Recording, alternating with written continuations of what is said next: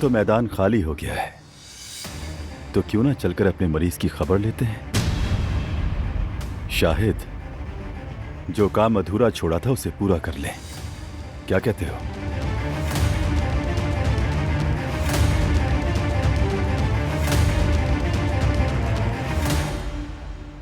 हम दोनों साथ जाएंगे तो उन्हें शक हो जाएगा।